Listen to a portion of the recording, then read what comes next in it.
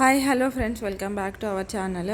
బర్త్డేకి ముందు అయితే కుచ్చు పాపకి హెల్త్ అంతా కూడా అప్సెట్ అయిపోయింది. అసలు ఏమైంది కుచ్చు పాపకి, ఎందుకు అట్లా హెల్త్ అప్సెట్ అయిపోయింది, ఇంకా ఇంజెక్షన్స్ అయితే ఎందుకు ఎక్కించినాము ఏంటిది అనేది ఈ వీడియోలోనైతే మొత్తం ఎక్స్ప్లెయిన్ చేస్తాను. నేనైతే పాపనైతే పుట్టినప్పటి నుంచి ఇప్పటిదాకా అసలు మేము ఎట్లాంటి ఇంజెక్షన్స్ కానీ ఏం వేపియలేదు ఫ్రెండ్స్. అసలు అయాన్ కన్నా పుట్టినప్పుడు డెలివరీ అయిన వెంటనే బాక్స్లో పెట్టడము, కొంచెం ఉమ్ము నీరు మింగిండని అట్లా అని అయినుండే. కానీ అసలు కుచ్చి పాప పుట్టినప్పటి నుంచి ఇప్పటి వరకు ఓన్లీ వ్యాక్సిన్స్ ఉంటాయి కదా వీళ్ళకి మంత్లీ, అలాంటివి వేపించడం తప్ప అసలు ఎలాంటివి కూడా అంటే ఇంజెక్షన్స్ వేపించడము, జ్వరం వచ్చిందని హాస్పిటల్లో జాయిన్ కావడం అలాంటివి అసలు ఏమి చేయలేదు.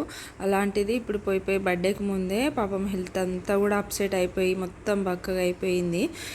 మస్తు బాధ అనిపించిండే మాకైతే. ఎందుకంటే పోయి బర్త్డేకి ముందే చేతికి ఇంజెక్షన్ ఉండి ఇంకనేమో ఏం తినక బక్కగా అయిపోయి ఏడవడము, నైట్ అంతా నిద్ర పట్టకపోవడము, అసలు ఫుల్ అంటే మస్తు కూడా అంటే బాగా డిస్టర్బ్ అయిపోయింది. నేను చెప్పినా కదా ఫ్రెండ్స్ మీకు, ఉగాదికి ముందు అయితే కుచ్చులకి జ్వరం వస్తుంది, 104 ఇద్దరి పిల్లలకి జ్వరం వస్తుంది, అంటే ఫెస్టివల్కి ముందే ఇట్లా జ్వరం వస్తుంది పిల్లలకి అని చెప్పినుండే కదా. దాని తర్వాత హాస్పిటల్కి అయితే వెళ్ళినాం మేము. వెళ్ళిన తర్వాత పాపకి 104 ఫీవర్ ఉండే. డాక్టర్ ఉండి యాంటీబయాటిక్స్ను సిరప్స్ గిన రాసినారు. ఇవైతే యూజ్ చేయండి ఒక 2 days, అప్పటికి ఫీవర్ తగ్గకపోతే బ్లడ్ టెస్ట్ అయితే చేపియండి అని అన్నారు. ఇక అవి యూజ్ చేసిన తర్వాత కూడా ఫీవర్ 104 లేకుండే, కానీ టెంపరేచర్ మాత్రం ఉండే 101 అట్లనైతే ఉండే అన్నట్టు. ఇంకా 2 daysకి తగ్గకపోయేసరికి మళ్ళీ హాస్పిటల్ అయితే వెళ్ళినాం. ఉగాది రోజు కూడా వెళ్ళినాము. ఉగాది రోజు నైట్ అయితే వెళ్ళినుండే. నేను ఉగాది బ్లాగ్లో కూడా చెప్పిన కుచ్చు పాపకి ఇంకా ఫీవర్ తగ్గుతలేదు, వెళ్తున్నాము హాస్పిటల్కి అని. ఇంకా ఆ రోజు అయితే బ్లడ్ టెస్ట్ చేయించినాము. చేపిస్తే పాపకైతే బ్లడ్ ఇన్ఫెక్షన్ ఉన్నట్టు వచ్చింది. అయితే కొంచెం స్టార్టింగ్ స్టేజ్లో ఉన్నది, సిరప్ యాంటీబయాటికే వాడితే తగ్గిపోతుంది అని చెప్పేసి అన్నారు. అంటే ఇంకా అదే యాంటీబయాటిక్ యూజ్ చేస్తుండే. ఒక 2 days ఏమో యూజ్ చేసిన తర్వాత పాప మంచిగానే ఉండే. ఒక 2-3 days మంచిగానే యాక్టివ్గా ఉన్నది, తిన్నది, మంచిగా ఆడుకుంటూ ఉండే. ఇంకా సరే మంచిగానే హెల్త్ బాగానే ఉంది కదా అని చెప్పి మేము కూడా ఏంది పాపకి ఫోటోషూట్ చేపిద్దాము. అయాన్కి ఎట్లా ఫోటోషూట్ జరిగింది కదా, మనకి ఎక్కువ టైం కూడా లేదు. బర్త్డేకి ఇంకా ఒక 3-4 days ఉంది అని చెప్పంగానే తెప్పించినాం. ఎందుకంటే ముందు కూడా ఫీవరే వస్తుండే. ఇక మధ్యలో యాక్టివ్ అయినప్పుడు మాత్రమే ఇక తీయడానికి ఛాన్స్ ఉంటుంది కదా. ప్లస్ ఇంకా బర్త్డే అయిపోతే మనకు ఫోటోషూట్ అనే ఆలోచన ఎప్పుడు ఉంటుంది చెప్పండి, తీపిచ్చలేం కదా. ఇంకా అయాన్కి ఎట్లా చేపించినాం. పెద్దగా అయినాక తను కూడా అడుగుతుంది కదా, నాకెందుకు చెప్పియలేదు అది ఇదని చెప్తుంది అని చెప్పేసి ఇక మేమైతే ఫోటోషూట్ అయితే ప్లాన్ చేసినుండే. ఆ రోజంతా కూడా యాక్టివ్గానే ఉండే పాప. ఇక నెక్స్ట్ డే మార్నింగ్ నుంచి మళ్ళీ ఫీవర్ అయితే స్టార్ట్ అయింది. ఇక మళ్ళీ హాస్పిటల్కి అయితే వెళ్ళినాం అన్నట్టు. వెళ్తే ఎప్పుడు శ్రీరామనవమి రోజు అయితే వెళ్ళినాం ఫ్రెండ్స్. శ్రీరామనవమి రోజు వెళ్తే ఇక డాక్టర్ ఉండి అంటే ఫీవర్ అయితే ఇంకా తగ్గట్లేదు కాబట్టి ఇంజెక్షన్స్ అయితే స్టార్ట్ చేద్దాము, యాంటీబయాటిక్ ఇంజెక్షన్స్ స్టార్ట్ చేద్దాము, మీరు మళ్ళీ ఒకసారి సిబిపి సిఆర్పి ఇంకా చెస్ట్ స్కాన్ అయితే చేపియండి, కఫ్ కూడా ఉంది పాపకి, అసలు ఎందుకు అంటే ఏమైనా ప్రాబ్లం ఉంది కావచ్చు అది ఇది అని చెప్పేసి ఇక రిస్క్ ఎందుకు అని చెప్పి మళ్ళీ టెస్ట్లు అయితే రాసిర్రు. ఇంకా అప్పటికే ఒక ఇంజెక్షన్ అయితే స్టార్ట్ చేసేసిర్రు అన్నట్టు. చేతికి అయితే క్యాన్యులా పెట్టిర్రు. 6 doses friends, 3 days morning evening. ఇంకా డాక్టర్ అయితే ఇంకా హాస్పిటల్ని అయితే జాయిన్ అయిపోండి అని చెప్పినారు. కాకపోతే ఇంకా మేము లోకల్లోనే ఉంటాము, ఏమైనా ఎమర్జెన్సీ ఉన్నా ఒక 10-15 minutesలో వచ్చేస్తాం సార్ హాస్పిటల్కి. ఇంకా హాస్పిటల్లో జాయిన్ అయితే మా పిల్లలు ఇద్దరు అయితే ఉండలేరు అని చెప్పేసి అంటే ఇంకా అవన్నీ కూడా హాస్పిటల్లో మేము మా దగ్గరనే ఉంచుకోవాలి. ఇంకా అంటే పాపకి హెల్త్ మంచిగా లేదు, మళ్ళీ అయాన్ మంచిగా ఉన్నాడు కూడా అక్కడ హాస్పిటల్లో ఉండి ఇంకా హెల్త్ డిస్టర్బ్ అయిపోయి ఇద్దరు మంచిగా ఉండకపోతే మంచిగా ఉండదు కదా అని చెప్పేసి ఇంకా పాప బర్త్డే వస్తుంది, ఇంకో ఒక 2-3 days అయితే బర్త్డే అని చెప్పేసి ఇంకా మేము డాక్టర్ని రిక్వెస్ట్ చేస్తే డాక్టర్ ఉండి సరే మీరు వచ్చే ఖచ్చితంగా హాస్పిటల్లోనే ఇంజెక్షన్స్ అయితే వేయించుకోవాలి, బయట ఎక్కడ కూడా వేపియద్దు ఇంజెక్షన్స్ అయితే అని చెప్పినారు. ఎందుకంటే చిన్నపిల్లలవి కదా, వాళ్ళకి మాత్రమే తెలుస్తుంది వాళ్ళు అంటే ఇంజెక్షన్స్ ఎట్లా ఇవ్వాలి ఏంటి అనేది, వేరే వాళ్ళకైతే తెలియదు కదా అని చెప్పేసి డాక్టర్ అయితే అట్లా చెప్పినారు అన్నట్టు.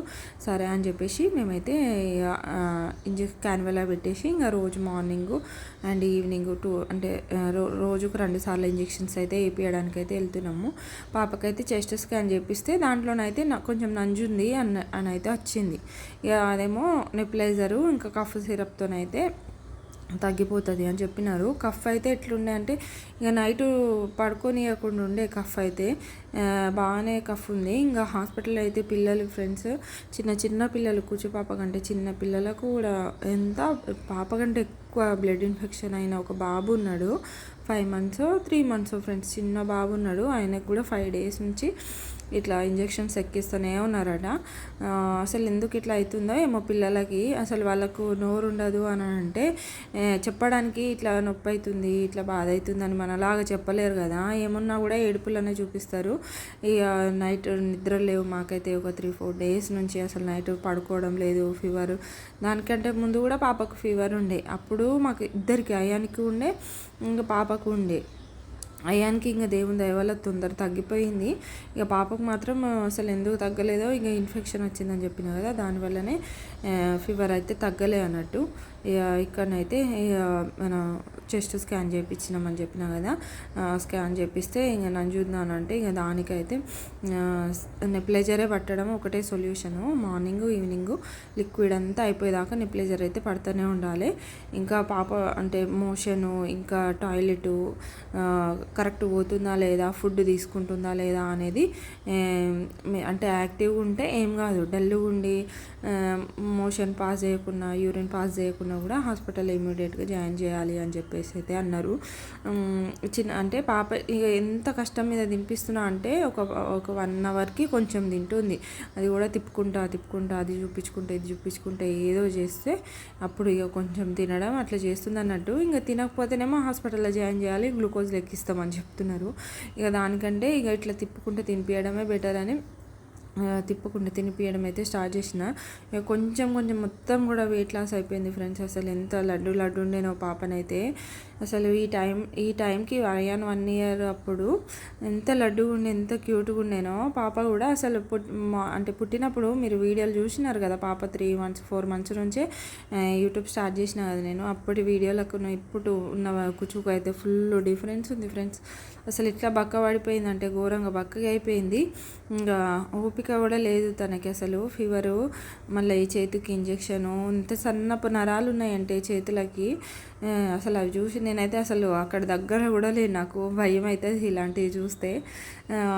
ఆ డెలివరీ టైంలోనే నాకు అసలు ఫుల్ ఇంజెక్షన్స్, ఆ నొప్పులు అవన్నీ ఇంక అప్పటి నుంచి మస్తు భయం పట్టుకుంది. ఏదైనా ఇలాంటివి చూసినా అయినా కూడా నాకు అట్లా భయం అయిపోతుంది అన్నట్టు.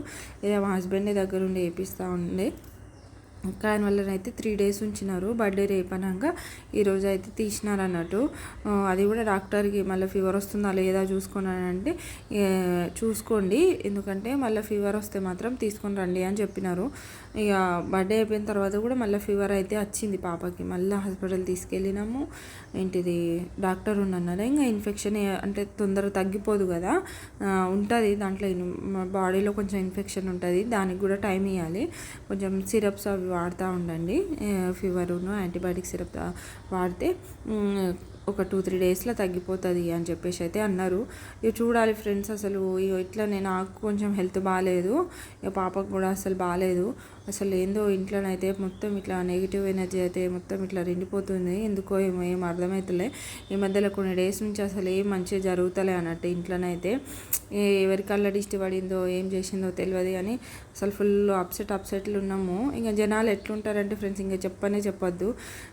మనుషులు ఎలాంటి సిచ్యువేషన్లు ఉన్నారు ఏంది అని కూడా ఆలోచించకుండా ఏదో ఒక మాట అననీకి రెడీ ఉంటారు కొందరు అయితే.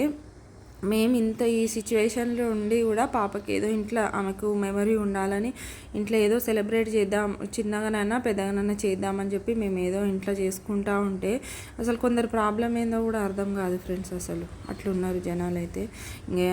అలాంటి వాళ్ళ గురించి మాట్లాడడం కూడా వేస్ట్, అసలు టైం వేస్ట్ అని అనిపిస్తుంది నాకైతే. అంటే వాళ్ళ ఫంక్షన్లకు మనల్ని విలువరు ఏం చేయరు. అంటే వాళ్ళు చిన్నగా చేసుకున్నా పెద్దగా చేసుకున్నా మనల్ని పట్టించుకోరు. అలాంటి వాళ్ళు అన్నమాట మనం 10 రోజుల ముందే చెప్పాలని చెప్తారు ఫ్రెండ్స్. ఏందో ఫ్రెండ్స్, ఇక అలాంటి వాళ్ళ గురించి మాట్లాడొద్దు. మాకే ఇంట్లో సిచ్యువేషన్ బాగాలేక అసలు హాస్పిటల్లో ఎన్ని పైసలు అవుతున్నాయో మాకే తెలుసు ఫ్రెండ్స్. అది ఇక అయినా కూడా ఇట్లుంది ఫ్రెండ్స్ పరిస్థితి అయితే. చిన్నపిల్లలకి ఏమైనా అయితే అసలు తొందరగా కేర్ తీసుకోవడానికి అయితే ట్రై చేయండి. పాపనైతే బెటర్గానే ఉంది, కానీ మీ అందరు బ్లెస్సింగ్స్ అయితే కావాలి ఫ్రెండ్స్. ఇక పాపనైతే మంచిగా బ్లెస్ చేయండి. దిష్టి అయితే రోజు తీస్తూనే ఉన్నా నేను. అయినా కూడా ఇట్లా జరుగుతుంది. అందరైతే బ్లెస్ చేయండి. అసలు ఏం చెప్పలేను. ప్రజెంట్ సిచ్యువేషన్ కూడా బాగాలేదు ఇంట్లో కూడా. నాకు కొంచెం హెల్త్ బాగాలేదు, పాపకు కూడా బాగాలేదు. ఇంకా స్టిల్ ఇప్పటికీ కూడా మేము సిరప్స్ వాడుతూనే ఉన్నాము. ఎంత సిరప్స్ తాగిస్తుంది చెప్పండి ఫ్రెండ్స్. అసలు ఎంత సిరప్స్ తాగుతారు వాళ్ళు కూడా, ఎంత ఓపిక ఉంటుంది చెప్పండి. అవి కూడా ఏమైనా మంచిగా అంటే కానే కాదు. ఇక్కడనైతే పాప క్యాన్యువల్ అది తీపిచ్చేద్దామని చెప్పి హాస్పిటల్కి అయితే వచ్చినాం. ఇక రేపే బర్త్డే కదా, ఇక డాక్టర్కి రిక్వెస్ట్ చేసినుండే, బర్త్డే ఉంది సార్ ఇట్లా క్యాన్యువల్ అది తీసేయండి అని అంటే ఇక్కడనైతే తీసేస్తున్నారు. ఇంక తీసేటప్పుడు కూడా ఏడుస్తుంది. క్యాన్యువల్ తీపిచ్చి అయితే ఇంటికైతే వచ్చినాము. తీస్తుంటే నాకైతే ఏడుపు వచ్చింది పాపం. వీడియోనైతే ఇంతే ఫ్రెండ్స్. వీడియో నచ్చితే లైక్ చేయండి, సబ్స్క్రైబ్ చేయండి.